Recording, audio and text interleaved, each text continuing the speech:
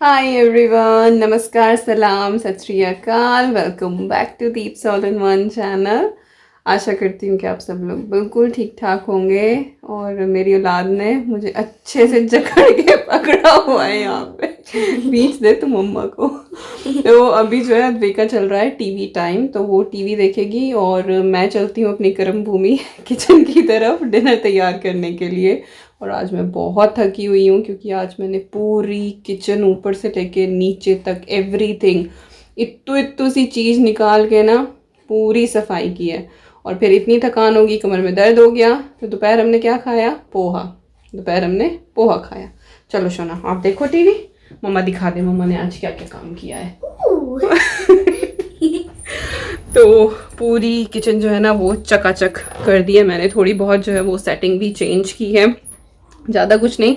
तो सबसे पहले यहाँ दिखा दूँ तो जो कैंडल्स हैं वो उधर मूव कर दी हैं। और यहाँ पर मैंने छोटी छोटी ये हांडी रख दी हैं, मटकी मटकी। और इनके अंदर क्या है? टॉफ़ी रखी हुई है, कॉफ़ी बाइट है, पान पसंद है। पान पसंद रखी हुई थी, मैं एक एक ना बहुत ध्यान से निकाल निकाल के यूज़ कर रही थी। जनवरी में जब मेरा आइल्स का एग्ज़ाम था तब लंदन गई थी मैं, और तब वहाँ पर एक इंडियन शॉप में गई थी, तो वहाँ मुझे पान पसंद मिली थी, तो मैं पान पसंद लेकर आई थी। तो वो मैंने इसके अंदर रख दिया। कभी ना खाने के बाद मन करता है, माउथ फ्रेशनर की तरह आप यूज़ कर सकते हैं। वैसे मैं सौंफ डाल लेती हूँ मुँह में ताकि स्मेल वगैरह ना आए, और डाइजेशन भी जो है ना वो सौंफ से अच्छा होता है। सिर धोया था आज सुबह मैंने, अभी बाल ऐसे ही है, कॉम्ब भी नहीं किया है मैंने इनमें।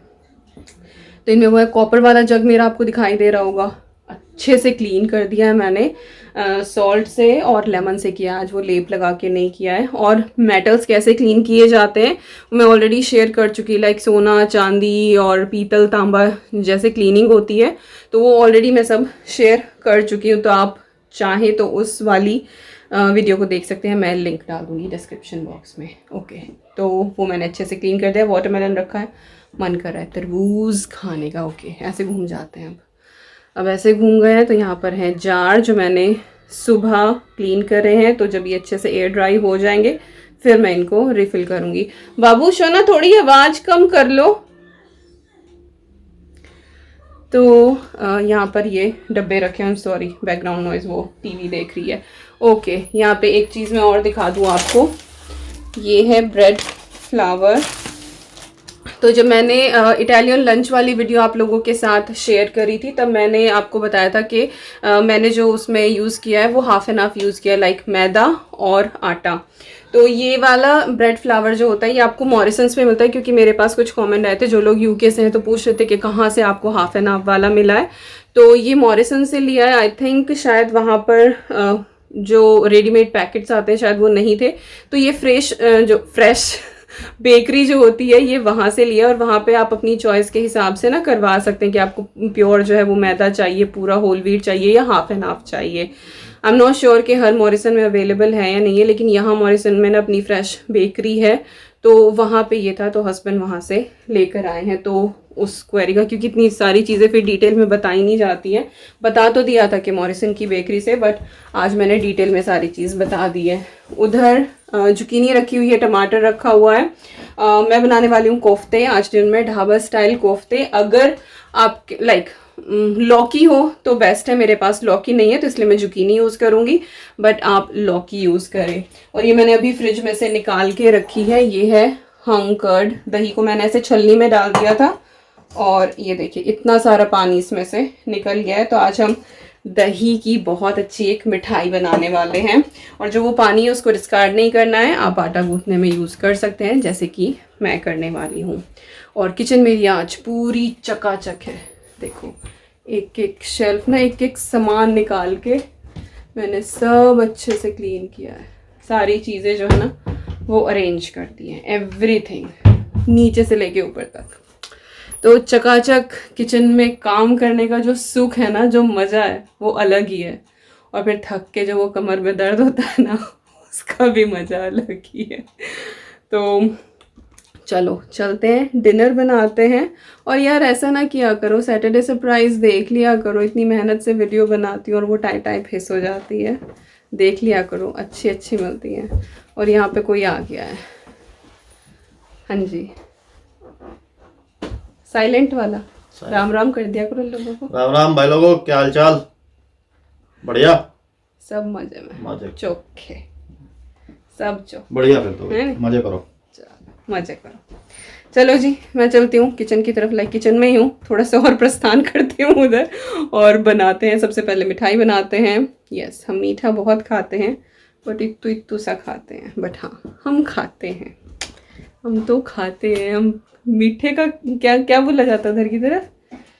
वही गंगा जमुना के बीच के लोग हैं, तो मीठा नहीं खाएंगे तो कहाँ क्या खाएंगे? सही हम तो खाते ही मीठा है। हाँ। तो मीठा क्यों नहीं खाएंगे? हाँ चलो जी। हाँ, गन्ने की खेती करने वाले चीनी सबसे ज्यादा उधर से ही होती है, तो हम बहुत मीठे लोग हैं, मीठा खा खा के। चलिए शुरू करते हैं आज की रेसिपी, आज का व्लॉग। तो चलिए स्टीम योगर्ट भापा दोई बनाना शुरू करते हैं। उसके लिए मैंने यहाँ पर ये हंकर्ड ले ली है। फिलहाल ये 1.5 कप के करीब होगी। मैंने 2 कप दही को हैंग करके रख दिया था, तो 1/2 कप उसमें से पानी निकल गया होगा, तो ये 1.5 कप या बिल्कुल थोड़ी सी उससे कम होगी। तो इस दही को मैंने थोड़ा सा फेंटा है। इसके बाद ये 1 चम्मच गर्म दूध था, जिसके अंदर मैंने थोड़े से केसर के धागे डाल दिए थे ताकि इसके अंदर अच्छा सा फ्लेवर आए। और साथ ही ये है स्वीटेंड कंडेंस्ड मिल्क। इसका मैं हाफ कैन यूज़ करूँगी। आई थिंक 379 ग्राम का आता है ये, तो इसका बस हाफ में यूज़ करना है, बाकी आप कम ज़्यादा कर सकते हैं अपने टेस्ट के हिसाब से। और ये वही मिल्क मेड होता है जो मिलता है। साथ ही मैंने बिल्कुल थोड़ा सा इसके अंदर डाल दिया है इलायची का पाउडर, ताकि इसके अंदर बहुत अच्छा फ्लेवर आ जाए, खुशबू आए। और इसके बाद इन सारी चीज़ों को हमें अच्छे से विस्क कर लेना है। बहुत ज़्यादा भी नहीं करना है, अदरवाइज बटर निकल जाता है, लेकिन इनको यकजान कर लेना है, बिल्कुल एक जैसा आपको कर लेना है ताकि सारी चीज़ें वेल कंबाइंड हो जाएं। तो यहाँ पर ये हमारा मिक्सचर तैयार हो गया है। इसके बाद हमें मोल्ड तैयार करने हैं। तो मेरे पास ये नॉन स्टिक के रेमिकन्स है, तो मैं ये यूज़ कर रही हूँ। बाकी आपके पास जो भी हो आप वो यूज़ कर सकते हैं, बट मेक श्योर कि कोई भी मेटल का ही लें। लाइक कटोरियाँ जो घर में होती हैं स्टील की, आप वो ले सकते हैं। और थोड़ा सा घी लगा के, घी या बटर लगा के इनको ब्रश कर लें, ग्रीस कर लें इनको। ऑयल ना यूज़ करें, घी या बटर ही यूज़ करें। तो जो नॉर्मल कटोरियाँ होती हैं उनको आप ब्रश कर लें। और यहाँ पर मैं लगभग 3-3 टेबलस्पून के करीब मिक्सचर डाल रही हूँ। तो थोड़ा सा स्पेस आप ऊपर छोड़ें। ऐसा नहीं है कि ये फ्लफ़ी होती हैं, ये ऊपर तक आएंगी, लेकिन हाँ इसको स्टीम होने के लिए थोड़ी सी जगह चाहिए, तो थोड़ा थोड़ा सा आप ऊपर से छोड़ के। और इसके बाद एल्यूमिनियम फॉइल लें और उससे इसको बिल्कुल आपको अच्छे से कवर कर देना है, क्योंकि जब हम स्टीम करेंगे इसके ऊपर स्टीम इकट्ठी होती है, कहीं ऐसा ना हो कि पानी इसके अंदर चला जाए। तो आपको इसको अच्छे से कवर करना है कि बस ये स्टीम में पकती रहे। तो मोल्ड हमारे यहाँ पे तैयार हो गए हैं। स्टीमर मैंने लगा दिया था, नॉर्मल एक कढ़ाई है, उसके ऊपर मैंने छलनी रख दी है और नीचे पानी भर दिया है। पानी फिलहाल अच्छे से बॉयल हो रहा है और इसके ऊपर मैंने ये कटोरियाँ रख दी हैं। और यहाँ पर देखिए ये पानी है, और इसके बाद आपको लिड लगा देनी है ऊपर, और 15 से 20 मिनट तक इसको हमें मीडियम फ्लेम पर स्टीम होते रहने देना है। तो वहाँ पर भापा दोई बन रही है और इधर हम यहाँ पर तैयारी कर लेते हैं नान के लिए। तो मैंने यहाँ पर वही 1/2 हाफ वाला मैदा आटा वो लिया है, और इसके अंदर मैं डाल दूँगी 1 सैशे इनो का, और मैंने यहाँ पर 2 कप के करीब ये आटा लिया है। तो जो इनो का सैशे है मैं आपको दिखा दूँगी कि ये कितने ग्राम का है, तो आप उस हिसाब से स्पून से यूज़ कर सकते हैं अगर आपके पास बड़ी बॉटल हो। बाकी अगर सैशे हो तो पूरा 1 सैशे आपको डाल देना है। तो आई थिंक ये 5 ग्राम का है, जो मैं आपको अभी दिखा दूंगी यहाँ पर। ये देखिए ये 5 ग्राम का सैशे है, और आपको 5 ग्राम ही लेना है, या फिर आप जो छोटी चम्मच होती है टीस्पून, आप वो ले सकते हैं। इसके बाद सॉल्ट डाल दिया है मैंने टेस्ट के हिसाब से, और ये जो दही का पानी बचा था वो पानी मैंने इसके अंदर ऐड कर दिया है। और जितना भी ये पानी था उतना बिल्कुल परफेक्ट बचा था, कि जितना मैंने आटा लिया था उसमें बिल्कुल अच्छे से नीड हो गया है।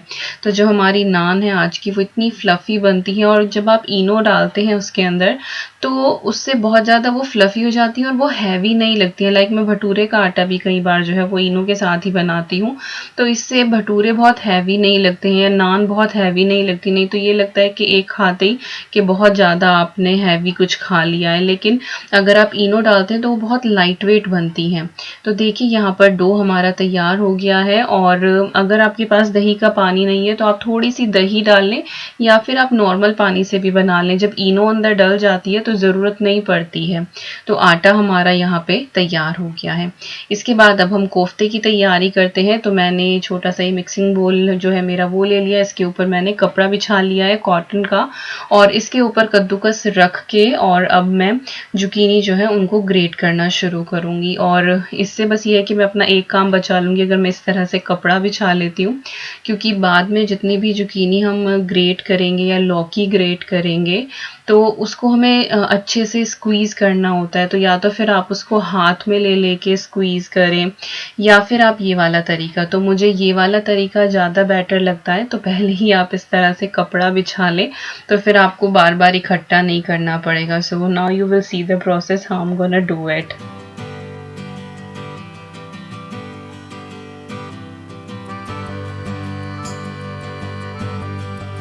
तो ये देखिए बिल्कुल मैंने इसको इकट्ठा किया है और अब मैं इसको स्क्वीज़ कर रही हूँ। इस तरह से स्क्वीज़ करना इजी है और सारा एक साथ स्क्वीज़ हो जाता है। और जो ये पानी बचेगा इसको हमें फेंकना नहीं है, ये हम ग्रेवी में यूज़ कर लेंगे। और यहाँ पर बिल्कुल खिली खिली जुकीनी तैयार हो गई है, जिसकी हम अब कोफ्ते बनाने के लिए मिक्सचर तैयार करेंगे। और बिल्कुल इसी तरीके से आप मूली वगैरह का भी कर सकते हैं। और यहाँ पर जो हमारी भापा दोई है, स्टीम योगर्ट है, वो पिछले 20 मिनट से पक रही है। तो ये तैयार हो गई है, इनको मैं निकाल लूँगी और जो पानी इनके ऊपर आ रहा है उसको थोड़ा सा टिल्ट करके आप पानी इसके ऊपर से निकाल दें। और इसके बाद हमें इसको फ्रिज में रख देना है 2 से 3 घंटे के लिए और इसको चिल्ड आपको सर्व करना है। So they are ready to go into fridge now. तो ये काम हमारा निबट गया है और अब मूव करते हैं हम अपने कोफ्ते की रेसिपी की तरफ। तो यहाँ पर जो जुकीनी है 2 मैंने बिग साइज़ की ली है, उनमें मैंने डाल दिया है बेसन, लगभग 5-6 टेबलस्पून के करीब डाला होगा। थोड़ा सा मैंने इसमें रेड चिली पाउडर डाल दिया है, थोड़ा सा टर्मरिक पाउडर डाल दिया है और थोड़ा सा सॉल्ट डाल दिया है टेस्ट के हिसाब से। और इसके अंदर जाएगा स्टफ्ड पराठा मसाला। ये अपने आप में ऑल इन वन एक मसाला होता है जो हर चीज़ में बहुत अच्छा फ्लेवर ले आता है। और इसका जो लिंक है ये कैसे बनाया जाता है आपको डिस्क्रिप्शन बॉक्स में मिल जाएगा। इसके बाद इन सारी चीज़ों को आपको अच्छे से मिक्स कर देना है। पानी बिल्कुल भी यूज़ नहीं करना है क्योंकि हमने सॉल्ट ऐड कर दिया है और सॉल्ट थोड़ी देर बाद रिएक्ट करके खुद सब्जी का पानी निकाल देगा। तो इसको कवर करके 10 मिनट के लिए आप छोड़ दें। 10 मिनट बाद आप इसको हिलाएंगे तो ये बिल्कुल परफेक्टली मॉइस्ट हो जाएगा और यहाँ पर एक बूंद भी पानी की यूज़ नहीं हुई है। तो देखिए कितना अच्छा मिक्सचर बना है। अब चाहे तो आप इसको हाथ से उठा के इसके राउंड बॉल बना के इसको तल लें, लेकिन क्योंकि आज मैं बिल्कुल लेस ऑयली कोफ्ते बनाने वाली हूँ तो इसलिए मैं अप्पम मेकर का यूज़ कर रही हूँ। बट अगर आपके पास ये नहीं है तो आप डीप फ्राई कर सकते हैं या फिर आप एयर फ्राई कर सकते हैं। अगर एयर फ्रायर है या अवन है तो अवन में बेक कर सकते हैं। But this is the best way, जिससे बहुत अच्छा टेस्ट आता है। तो अप्पम मेकर को मैंने थोड़ा सा ब्रश कर लिया, इसकी जितनी भी कैविटीज़ हैं, और इसके बाद 1-1 चम्मच का मेजरमेंट लेके मैं इसके अंदर डाल दूंगी। इसको बहुत ऊपर तक ना भरें क्योंकि इसको पकने के लिए फिर हमें इसको घुमाना भी पड़ता है। तो थोड़ा थोड़ा मिक्सचर लेके आप इसकी जितनी भी कैविटीज़ हैं आप उनमें डाल दें। तो एक बार में तो ये पूरा भर गया था और इसके बाद आई थिंक 4-5 कोफ्ते जो हैं वो मैंने सेकंड बैच में बनाए हैं। बट इस तरह से आप किसी भी चीज़ के कोफ्ते बना सकते हैं और बहुत कम ऑयल में बनते हैं। तो आप इस तरह की चीज़ें बिना किसी गिल्ट के खा सकते हैं। अदरवाइज़ डेली फिर आपको कढ़ाई चढ़ानी पड़ती है, खुद भी लगता है कि बहुत फ्राइड खा रहे हैं और इंसान है कब तक इस तरह से अपने मन को करेगा ना कि नहीं खाना है नहीं खाना है। चीज़ों को खाने का मन तो कर ही जाता है बट हमको थोड़ा सा हेल्दी वे ढूंढना पड़ता है। तो चलिए उधर जो अप्पे हैं वो सिक रहे हैं और इधर हम ग्रेवी तैयार कर लेते हैं। तो कढ़ाई चढ़ाई है, उसमें मैंने ऑयल डाल लिया है थोड़ा सा और साथ ही हींग डाल दिया है। इसके बाद 2 मिर्चें डाल दी हैं सूखी और 1 तेज पत्ता डाल दिया है। इनको अच्छे से हम फ्राई कर लेंगे। इसके बाद हम इसके अंदर ऐड करेंगे 1 चम्मच जीरा, क्यूमिन सीड्स, और जब ये अच्छे से तिड़क जाएगा इसके बाद मैंने इसके अंदर बारीक कटी हुई 2 प्याज ऐड कर दी हैं। और आज का जो हमारा बनेगा कोफ्ता वो ढाबा स्टाइल बनेगा, जिसमें कोई भी चीज़ हम मिक्सी में पीस कर यूज़ नहीं करने वाले हैं। हम सारी चीज़ें जो हैं वो दरदरी कुटी हुई या फिर कटी हुई यूज़ करेंगे। तो जब तक प्याज भुन रही है इधर एक बार जो अप्पे मेकर में हमारे कोफ्ते रखे हुए थे हम वो टेस्ट कर लेंगे। तो इनके ऊपर मैंने हल्का सा ब्रश और किया है ऑयल का, ताकि ये नीचे की तरफ से भी अच्छे से गोल्डन ब्राउन हो जाए। और फिर आप कोई भी फॉर्क लेके या नाइफ लेके या स्पून लेके इनको पलट दें ताकि ये दोनों तरफ से बिल्कुल अच्छे से सिक जाएं।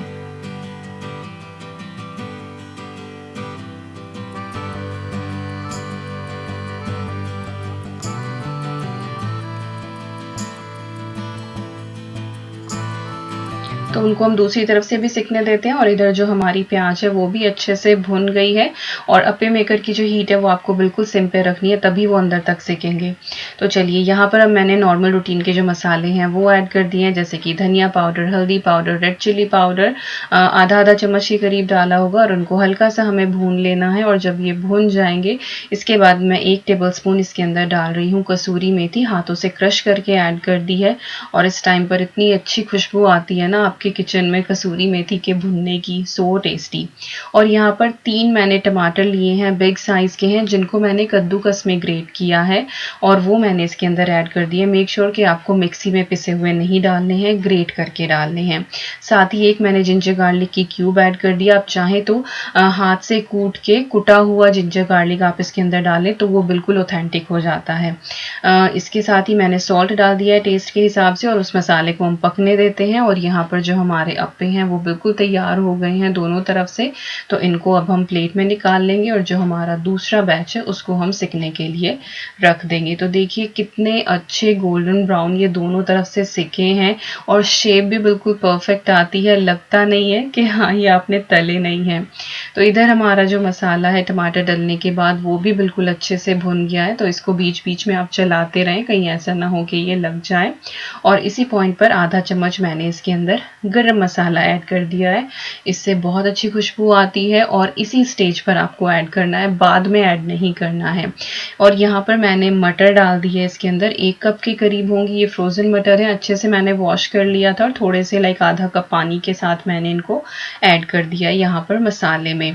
और यहाँ पर जो है जिसमें हमने कोफ्ते का बैटर बनाया था वो थोड़ा सा मिक्सचर बचा हुआ था, तो उसमें मैंने थोड़ा सा पानी डाल दिया, तो थोड़ा बहुत बेसन उसमें बचा हुआ था तो वो हमने इसके अंदर ऐड कर दिया। और इसके बाद हमें इसको लगातार चलाते हुए पकाना है जब तक कि इसकी जो फ्रॉथ है वो ख़त्म नहीं हो जाती। तो पानी आप यहाँ पर अपने हिसाब से कम ज़्यादा कर लें।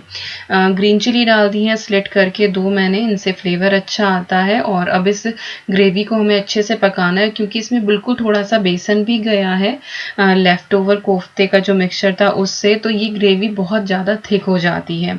और अब आप इसके अंदर कोफ्ते ऐड कर दें। तो ग्रेवी थोड़ी सी ज़्यादा रखें क्योंकि जो कोफ्ते हैं वो बहुत ज़्यादा ग्रेवी अपने अंदर ले लेते हैं। तो थोड़ा सा शुरू में पतला रखें क्योंकि जब तक ये पकेगा 2-4 मिनट तब तक ये बिल्कुल परफेक्ट ग्रेवी तैयार हो जाएगी। लेकिन अगर आप फ्राई करके बनाएंगे ना तो उनको इतनी देर कोफ्तों को पकाने की ज़रूरत नहीं होती है, उनको आप फिर जब आपकी ग्रेवी बिल्कुल डन हो जाए तब आप डालें। तो चलिए, उधर हमारी सब्जी जो है वो पक रही है सिम हीट पर। और यहाँ पर जो हमारी नान है उसके लिए मैं पेड़े बना लेती हूँ। तो पेड़े अगर आप पहले बना लेते हैं तो उससे आटा थोड़ा सा ठहर जाता है और आपको बेलने में बहुत आसानी होती है। और आज की जो नान है वो बहुत ईजी वे में बनने वाली है, हर कोई बना सकता है और माइंड ब्लोइंग बनती हैं।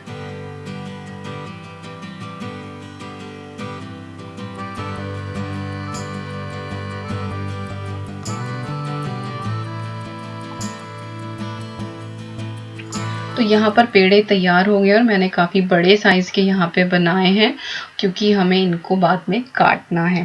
तो चलिए, यहाँ पे हम देखते हैं अपनी सब्जी। तो देखिए बिल्कुल अच्छे से पक गई है, जितनी भी फ्रॉथ इसके ऊपर आ रही थी वो सारी चली गई है। और जब झाग आने बंद हो जाते हैं ना किसी भी ग्रेवी में, तब आपको पता लग जाता है कि वो तैयार हो गई है। तो सब्जी हमारी यहाँ पर डन है कोफ्ते की। इसके बाद आप इसके ऊपर बारीक कटा हुआ हरा धनिया ऐड कर दें and it is, oh my god, so tasty guilt free kofta करी जो सच में बहुत टेस्टी लगती है। मटर जो है वो ऑप्शनल है, लेकिन मैं यही कहूँगी कि डालिएगा ज़रूर, आपको बेटर टेस्ट आएगा। बाकी आप चाहें तो स्किप कर सकते हैं। तो सब्जी हमारी डन हो गई है। अब मूव करते हैं नान की तरफ। तो एक एक पेड़ा लेना है, जैसे आप रोटी बेलते हैं बिल्कुल उसी तरीके से आपको बेल लेना है। थोड़ा सा मोटा रखें, बहुत ज़्यादा पतला ना करें। और कलौंजी है ये नजेला सीड्स वो मैंने इसके ऊपर बिल्कुल थोड़े से डाल दिए हैं और उसके बाद फिर मैंने बेलन से इसको बेल दिया है। तवे पर डाल दी है मैंने वो वाली नान। एक और मैं आपको यहाँ पे बेल के दिखा देती हूँ। आप चाहें तो तिल भी डाल सकते हैं, कुछ लोग तिल भी डालते हैं, तो जैसा आपका मन करे वैसा आप कर सकते हैं। चाहे तो थोड़ा सा धनिया पत्ता ऊपर की तरफ लगा दे, चाहे तो बिल्कुल मिंस्ड गार्लिक लगा दे। एंटायरली अप टू यू, जैसा फ्लेवर आप अपनी नान को देना चाहें। और तवे पे डालने के बाद नान को बस पलट पलट के स्पैचुला से सेक देना है और आप देखेंगे कि कितनी फ्लफी नान बनती है कि तवे पे डलती ही ना ये फूलना शुरू हो जाती हैं। और दबा दबा के आपको इनको सेकना है। डायरेक्ट फ्लेम पे भी सेकने की ज़रूरत नहीं है, तवे के ऊपर ये बहुत अच्छे सेक जाती है। या फिर आप ग्रिल कर लें या फिर आप तंदूर में कर लें, तो मन है आपका जैसे कर सकें। बट मैं डिफरेंट तरह की रेसिपीज़ इस चैनल पे शेयर करती हूँ आप लोगों के साथ।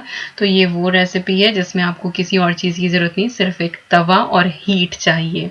बटर लगा के नान को रख दें और यहाँ पे बस अब मैं जो बाकी की नान है वो भी सेक लेती हूँ फटाफट, बिल्कुल इसी तरीके से।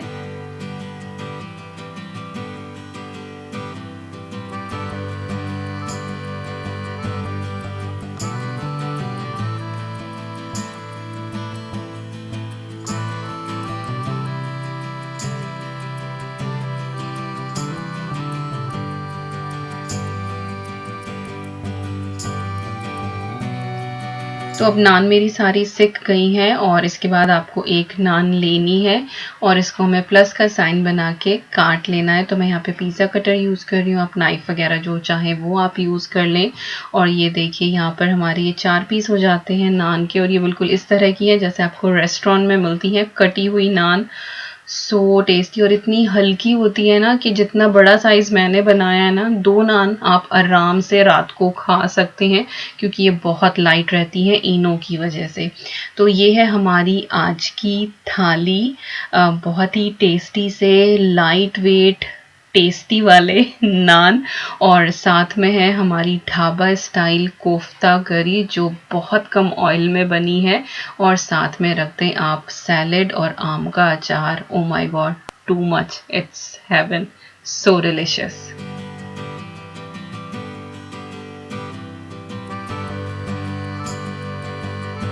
और मीनवाइल यहाँ पर ड्राइंग चल रही थी, so I couldn't resist myself कि मैं ना दिखाऊं। तो अद्वी ने ये माई लिटिल पोनी से बनाई है प्रिंसेस सेलेस्टिया।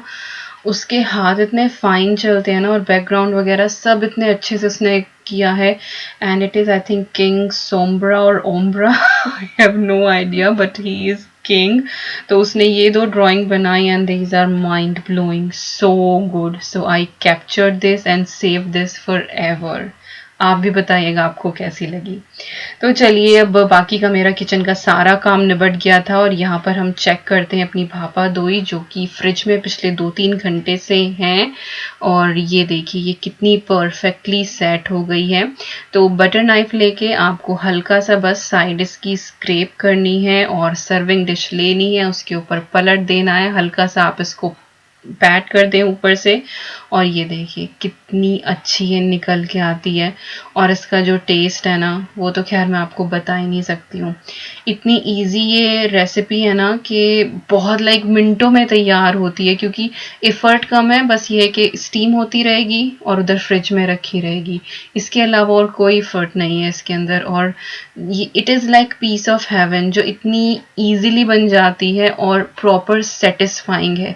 जिस टाइम आप इसको खाएंगे ना आपकी आंखें खुद बंद हो जाएंगे and you will say it's so tasty, so must try.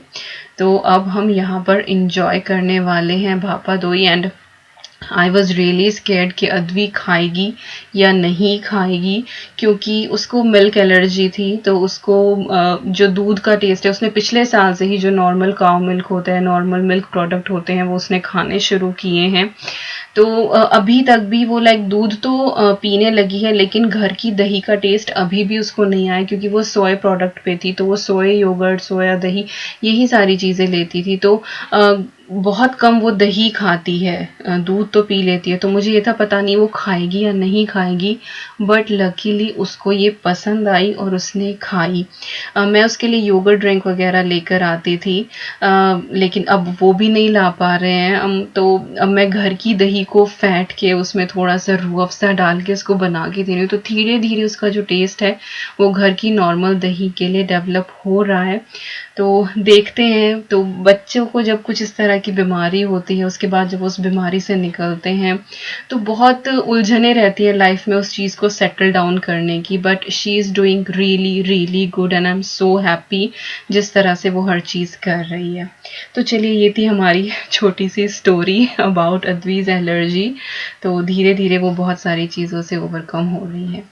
तो ये थी हमारी आज की वीडियो। आई होप आप लोगों को पसंद आई होगी। पसंद आए तो like, share, comment and subscribe. और मैं दीपिका आपसे मिलती हूँ बहुत जल्दी एक और अच्छी सी प्यारी सी वीडियो के साथ। Till then you guys take care and I am sending lots and lots and lots of love to you all. Thank you so much for watching. Stay safe, stay home, keep cooking, keep eating और बस healthy खाओ and just find any way to be happy. See you all very soon. Bye.